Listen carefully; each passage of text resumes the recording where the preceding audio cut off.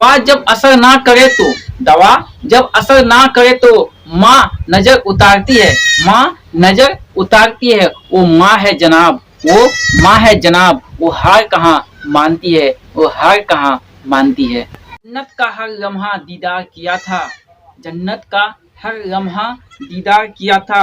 गोद में उठाकर माँ ने जब प्यार किया था, माँ ने जब प्यार किया था। एक अच्छी माँ, एक अच्छी माँ सब किसी के पास होती है, एक अच्छी माँ सब किसी के पास होती है। एक अच्छी औलाद हर माँ के पास नहीं होता, एक अच्छी औलाद हर माँ के पास नहीं होता। तो आइए दोस्तों, मैं लेके आया हूँ आज आप लोगों के लिए पुत्र वियोग। पुत्र वियोग क्या है? पुत्र वियोग एक कविता है। इस कविता का मैं आज बुक पर्सन से पढ़ाऊंगा, लेकिन बाद में इसका सारांश भी बताऊंगा और क्या कहता है क्वेश्चन आंसर सब कुछ होगा आपके पास। तो आइए जानते हैं क्वेश्चन आंसर की तरफ चलते हैं।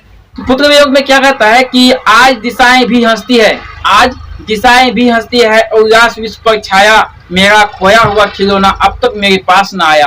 तो आज दिशाएं, दिशाएं मतलब चारों दिशाएं जो होता है, दाएं बाएं तो आगे पीछे ये सब जो होता है। तो आज दिशाएं भी हंसती है, ये दिशा जो है आज हंसती है।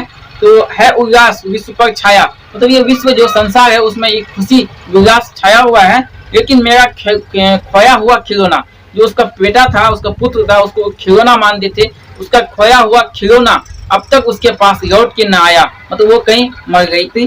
तो उसके बाद देखते आगे क्या कहता है। आगे का शीत ना लग जाए, शीत मतलब ठंडा, शीत ना लग जाए इस भय से नहीं गोद से जिसे उतारा। कहीं जैसे कि मैं अपना बेटा को नीचे अगर रखना चाहती है तो वहां पे उसका मतलब ठंडा ना लग जाए, सर्दी खांसी जुकाम ना हो जाए, तो उसको हर माँ को ये चिंता रहती है कि मेरा बेटा कहीं बीमार उमार न पड़ जाए। तो ऐसा होता है। तो उसके बाद शीत न लग जाए इस गोद से डर से नहीं उतारती थी माँ, छोड़ काम दौड़ कर आई माँ कहकर जिस समय पुकारा। मतलब उसका बच्चा जब उसको माँ कह के पुकारता था या पुकारती थी तो माँ का माया ही होता है ऐसा कि वो दौड़ के आ रही थी, वहां पे दौड़ के आना ही था। कि बच्चा जब होती है ना तो माँ को मतलब दिल में सहन नहीं होता है और वो दौड़ के आ जाती है। तो ऐसा था। उसके बाद देखते क्या कहता है कि थप्पी दे देकर जिसे सुलाया, जिसके लिए रोगियां गाई। थप्पी दे देकर यानी जिस समय वो बच्चा पुकारता था, रोता था, तो किसी भी कारण से तो उसने उसकी माँ क्या की, उसको थप्पी दे देकर वहां पे सुला रही थी या सुला रही थी। कभी कभी रोगियां गाती है ना कि आजा निंदिया प्यारे मेरे बेटे को सुला जा रहे। तो ऐसा कुछ कुछ होता है, रोगियां जो गांव देहात में ऐसे गाया जाता है। रोगियां, माँ का तो रोगी कितना अच्छा लगता है जब माँ सुनाती है रोगी बच्चों को, तो अच्छा भी लगता है सुनने में। हमको भी, हम भी कई बार सुने हैं। थप्पी दे देकर जिसे सुलाया, जिसके लिए रोगियां गाई, जिसके मुख पर जरा मलिनता देख माँ मैं रात बिसाई। जिसके मुख पर मलिनता देख, मलिनता मतलब मैल गंदा या कुछ होगा, तो इसको मतलब देखकर मतलब क्या, जब माँ जब बच्चा जब माँ के पास सोती है तो अगर पेशाब पढ़ना कुछ कर दे तो गंदा कर दे बिस्तर, तो माँ क्या करती है उस उधर अपने मतलब गीले में माँ सोती है और सूखे में तुझे सुलाई। ऐसे एक है ना, क्या बना के क्यों बिगाड़ा रे और नसीबा, मैं तो तुझे सुलाया सूखे पे, माँ खुद सोई गीले पे। तो माँ को क्या की, वहां पे खुद गीले पे सो के बच्चा को सूखे सुलाई ताकि बच्चा को मेरा तबीयत खराब ना हो जाए, कुछ ना हो जाए, बच्चा मेरा अच्छा रहे। ऐसा माँ का भी माया है। माया तो माँ का माया से बढ़ के तो किसी का माया है नहीं, और माँ का प्यार से बढ़ के किसी का भी प्यार नहीं है, चाहे कोई भी हो। आजकल का प्यार देखते करते हैं आप कैसा होता है, आया राम और गया राम की जैसा हो गया है। तो क्या कहता है कि हाँ, जिसके मुख पर जगह मलिनता देख माँ में रात बिसाई, मतलब रात भर वो जगे रहा उस माँ और उस बच्चे को वहां पे सुलाया थोड़ा मलिनता देख के। तो कब सुबह होगा, कब बच्चा साफ करेंगे, थोड़ा बिस्ना उस्ना, कब नींद टूटेगा बच्चा का, ऐसे माँ को, माँ की माया जो है वो ऐसा ही था। उसके बाद देखते हैं कि आगे क्या था। जिसके लिए भूल अपनापन, जिसके लिए भूल अपनापन पत्थर को भी देव बनाया।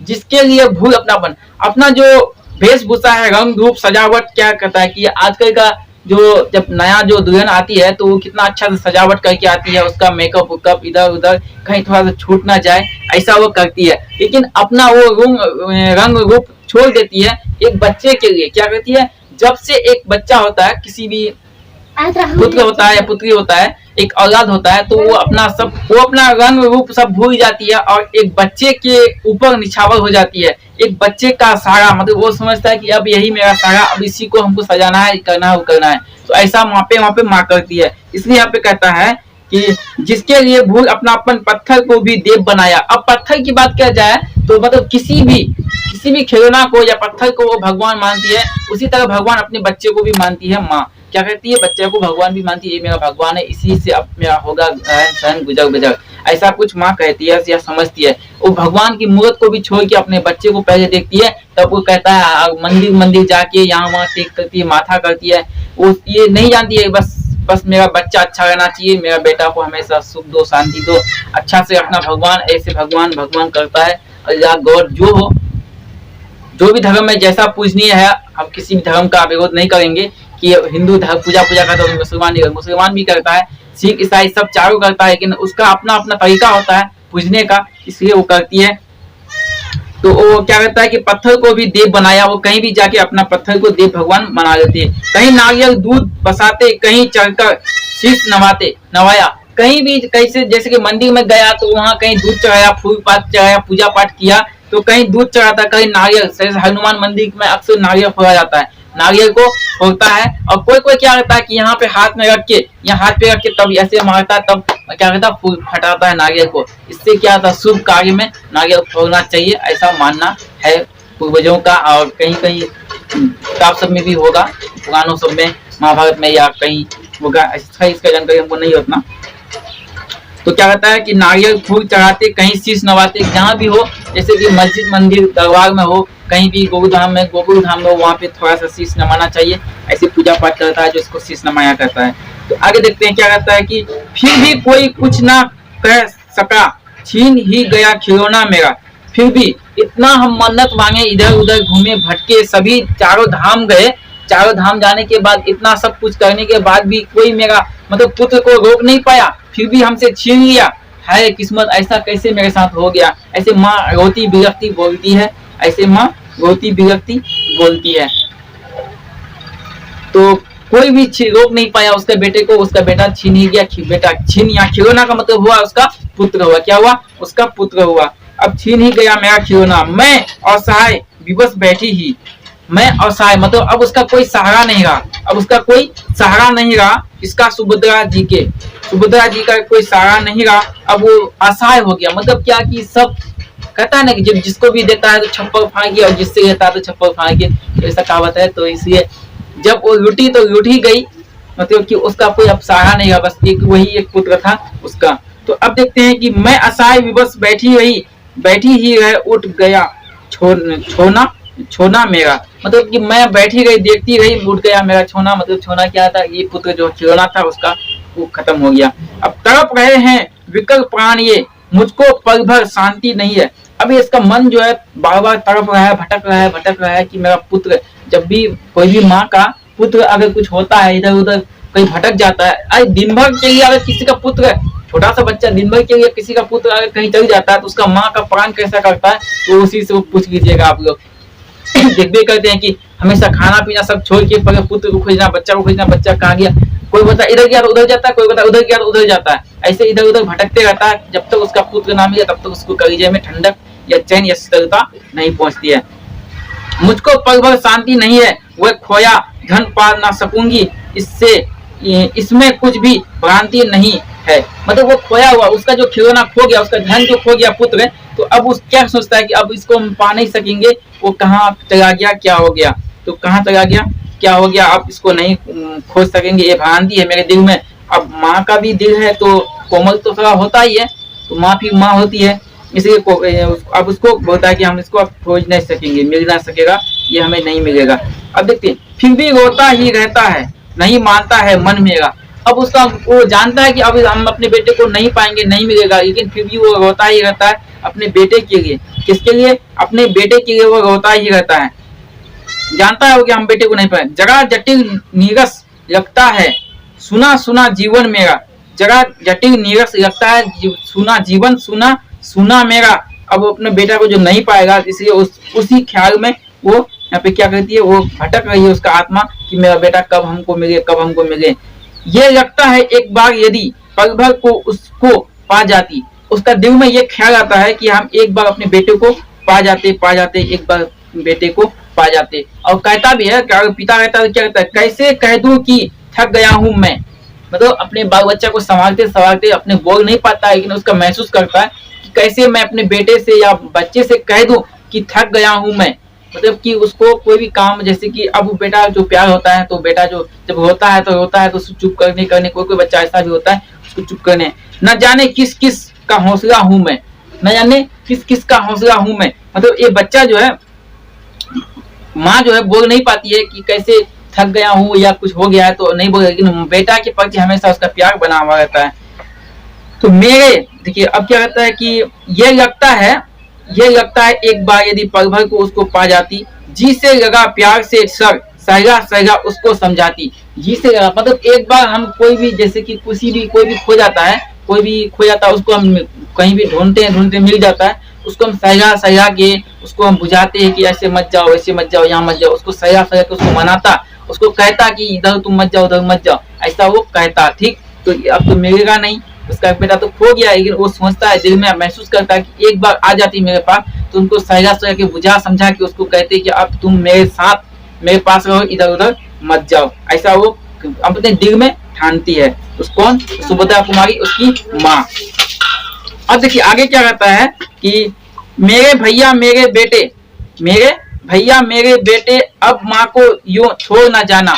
अब देखिए मेरे भैया मेरे बेटे अब माँ को यूं छोड़ ना जाना। तो देखिए भाई जो है बहन से अलग हो सकती है, पिता से अलग होता है, लेकिन माँ जो है वो कभी अपने पिता से अलग नहीं हो सकता है, ऐसा वो अपने माँ को मानती है। और माँ जो है उसका माया जो है वो कुछ अजीब का होता है, जबकि वो कभी टूटता नहीं है। तो ऐसा वहाँ पे कहता है, मेरे भैया मेरे बेटे अब माँ को यूं छोड़ ना जाना। वो जब आएगी ना उसके पास, तब वो कहती है कि मेरे से अब दूर मत जाना तुम, ऐसे कहते। बड़ा कठिन है बेटा खोकर माँ को अपना मन समझाना। मतलब अपने वो समझती है कि अपना, मतलब हम एक बेटा को खो देंगे तो बहुत कठिन है, ऐसा हम नहीं मिलेंगे, तो ऐसा नहीं मिलना चाहिए होता है। उसका माँ का दिल जो होता है तभी वो ऐसे कहता है। भाई बहन भूल सकते हैं पर पिता भले ही तुम्हें भुलावे। भाई जो है वो बहन को भूल सकता है, पिता भी बच्चे को भूल सकता है, किंतु रात दिन की साथी माँ कैसे, देखिए ना, जन्म से पहले की साथी माँ, क्योंकि 9 महीना जो उसको लगता है, तो 9 महीना पहले से ही क्या कहता है कि आज दुनिया तो तुमको 10 महीने बाद जानते हैं, लेकिन हम तुमको 9 महीने पहले से ही जानते हैं कि तुम मेरा बेटा है, तुम मेरा बच्चा है, तुम मेरा सोना लाल जो भी है। तो ऐसा वो माँ कहती है कि भले ही भाई बहन को भूल सकता है,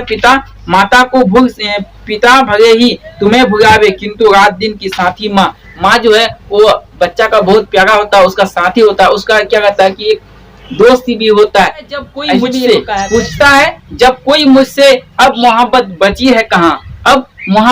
है कहाँ, बस मुस्कुरा देता हूँ, माँ है जहाँ मोहब्बत है वहाँ। तो किंतु रात दिन की साथी माँ कैसे अपना मन समझावे, वो समझा नहीं पाती। वो कोशिश करती है कि हम अपने बच्चे को, हम अपना दिल को समझाए, मेरा दिल में ठंडक कैसे पहुंचे, लेकिन वो नहीं समझ पाती और नहीं समझा पाती अपने दिल को, इसलिए विरक्ति होती है। कौन? वो होती है उसकी माँ। तो अब यहाँ पे देखिए, ये तो थोड़ा किताब से, लेकिन अब इसका सारांश हम बाद में आपको बताएंगे। लेकिन यहाँ जानने से पहले जान लेते हैं कविता के साथ, कवित्री का खिलौना क्या है। कवित्री जो है उसका क्वेश्चन है, तो उसका खिलौना क्या है। तो उसका खिलौना क्या है, यहाँ एक पुत्र, तो पुत्र को खिलौना मानती है। जैसे खिलौना, जैसे बच्चे को एक खिलौना आप दे दीजिए, वो खिलौना उससे ये लीजिए, छीन लीजिए या कहीं खो गया, तो बच्चा परेशान हो जाता है कि वो खिलौना हमको कब मिलेगा। जब उसको मिल जाता है, उसका दिल खिलखिलाता उठता है। वो जैसे कि बहुत दिनों के बाद ईद का चांद जैसे होता है, तो बहुत दिन के बाद ही खिलौना मिला, ऐसा उसको प्रतीत होता है हमेशा। इसी तरह माँ को भी प्रतीत होता है, जब भी एक नजर उससे दूर चल जाता है, सोचता है कि कितना दूर चला गया, जब कब देखूं बच्चे को, कब देखूं। तो इसी कवित्री के लिए खिलौना कौन है, उसका पुत्र खिलौना है। कवित्री स्वयं तो असहाय और विवश क्यों कहती है, क्योंकि उसका बच्चा जो है वो कहीं खो जाता है, इसलिए सोचता है कि अब वही मेरा एक सहारा था, वो खो गया, कहाँ चला गया। पुत्र के लिए माँ क्या क्या करती है, ठीक है, पुत्र के लिए माँ क्या क्या करती है, पुत्र के लिए बहुत कुछ करती है माँ। शीतलता, मंदिर, क्या कहता है, नारियल, लोरी सुनाती है, शीतलता मुख का मलिनता देखती है, रात भर जगे रहती है, नारियल, दूध बतासे ये सब चढ़ाता है, शीश नवाता है, इतना सब माँ करती है। असहाय बैठ के रोती है, बिलखती है, अब सोचता है कि मेरा कोई नहीं है, इतना सब माँ करती है और रोती तो बहुत है। और अपने भाई बहन का भी प्यार यहाँ पे बता रही है। एक पिता भले भूल जाए लेकिन माँ नहीं भूल सकती है, ऐसा वहाँ पे करती है। आज दिशाएं भी हंसती है उल्लास भी उस पर छाया। तो ये सब जो है तो मैं आपको क्वेश्चन थोड़ा बता दूंगा, लेकिन चलिए आज के लिए इतना ही। फिर मिलते हैं इसका सारांश लेकर और इसका पूरा जो है कविता लेकर, क्या बता कि पूरा क्वेश्चन का आंसर मैं आपको दूंगा। तो इसका देखिए भाषा की बात जो है यहाँ पे संज्ञा से है, काव्य खंड को चुनिए, मलिनता का प्रत्यय क्या है, ये सब जो 11% जो व्याकरण से है, तो ये सब तो मैं आपको पिछला वीडियो में बता दिया हूँ। आप मेरा पिछला वीडियो भी जाके देखिएगा तो इस सब आपको मिल जाएगी। यहाँ मैं आपको नेक्स्ट वीडियो में लेके आऊंगा, क्या इसका क्वेश्चन आंसर सिर्फ करवाऊंगा। चलिए मिलते हैं फिर नेक्स्ट में। हमारे चैनल में आप नए हैं तो प्लीज सब्सक्राइब करना ना भूलें, और साथ ही साथ अपने दोस्तों को भी शेयर कीजिए, ताकि आपका दोस्त भी, अगर साथियों दोस्त या कोई भी फ्रेंड जान पहचान है, उसको भी ये काफी समझ में आने वाला है ये वीडियो। तो वीडियो कैसा आएगा, वीडियो अगर पसंद आए तो लाइक सब्सक्राइब जरूर कीजिएगा। जय हिंद। हर माँ के पास, माँ के लिए क्या लिखूं, माँ के लिए क्या लिखूं, माँ ने खुद मुझे लिखा है, माँ ने खुद